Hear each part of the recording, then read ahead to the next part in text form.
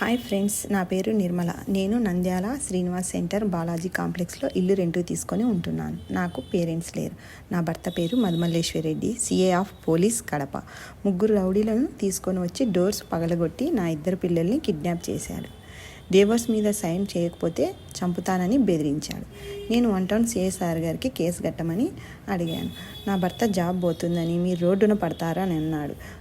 Already మేము road మీదే ఉన్నాం సార్, మాకు 5 ఇయర్స్గా మెయింటెనెన్స్ కూడా ఇవ్వడం లేదు అని అన్నాను. వాళ్ళిద్దరు ఫ్రెండ్స్ అవ్వడం వల్ల కేసు కట్టను, కోర్టుకి వెళ్ళు అని అన్నారు సిఐ సార్ గారు. నేను అప్పుడు సుమన్ టీవీకి కూడా ఇంటర్వ్యూ ఇచ్చాను. ఆ వీడియోను ప్రైవేట్లో పెట్టించారు. నాకు న్యాయం జరగాలని, నా పిల్లలు నాకు కావాలని కోరుకుంటున్నాను ఫ్రెండ్స్. ఈ వీడియోకి ఒక లైక్ చేసి షేర్ చేయండి ఫ్రెండ్స్. Thank you friends.